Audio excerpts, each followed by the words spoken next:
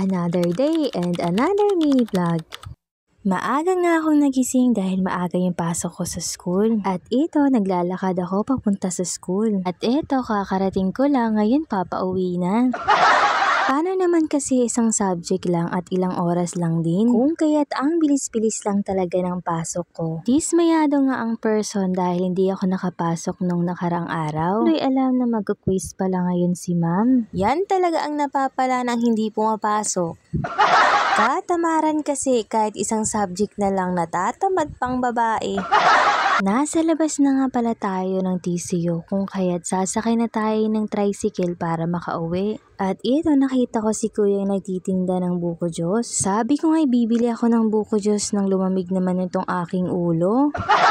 Dagdag pa talaga itong mainit na panahon kung kaya't sumasakit talaga yung aking ulo. Sumakay na nga ako ng tricycle nang makauwi na dahil sobrang sakit na talaga ng aking ulo. Pumapasok nga talaga ako sa school, hindi ako kumakain. Dahil ang sabi ko, saka na ako kakain kapag uuwi na ako.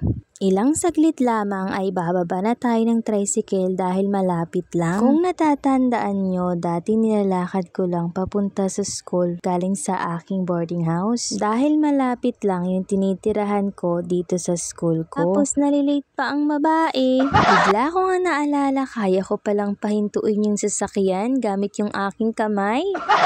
Ay be, pag hindi huminto, lipad ka talaga. Ayun na nga, napatawa pa ang babae dahil naalala ko nga iyon. At pagkadaan ko nga dito'y nakita ko ang dami nilang manok na pansabong. Makakuha nga ng isa ng aking pangulam.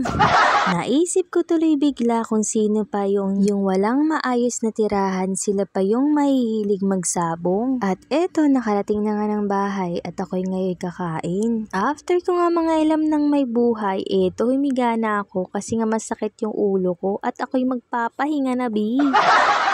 In the second day, nasa tricycle nga ako at nagmamadali na dahil may report kami ngayon at late na rin ako. Sa sobrang pagmamadali ko, nag-traffic pa nga. Napaka-buenas talaga ng araw kong ito. Stress na naman ang babae. Dahil nga sa sobrang traffic, pumunta na lang ako kay ChatGPT kung paano maiiwasan itong trapiko sa Pilipinas. At ito nga ang kanyang mga sinabi, basahin nyo na lang.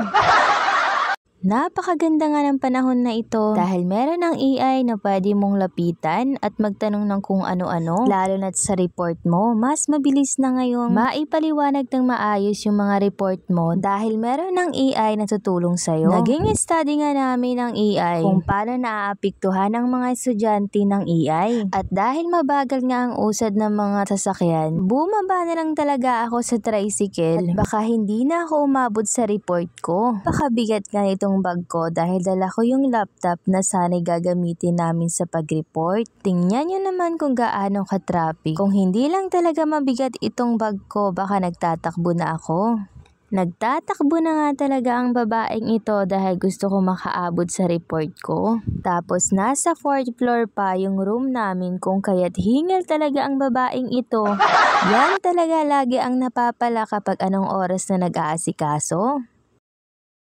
Nairaos ko nga yung report ko kahit papaano. At ito, ako'y uuwi na. Dahil sabi ko nga sa inyo, isang subject lang ang meron ako. Kung kaya't napakabilis lang ng pasok ko. Ngayong araw nga'y mapapasanaol ka na lang talaga dahil bigayan ng allowances ng mga estudyante. From the start talaga ay hindi ako nag-apply ng allowance dahil kailangan ng guidance or parents na taga-tagig mismo. Dahil wala naman ako noon kaya hindi talaga ako makaka-avail. Ang mahalaga, patuloy akong nag-aaral. Napabili na nga lang ako ng ice cream kay Manong dahil nagugutom na ako. Dahil kumakain ako kapag uuwi na galing sa eskwelahan. At hanggang dito muna for today's mini vlog. Paalam!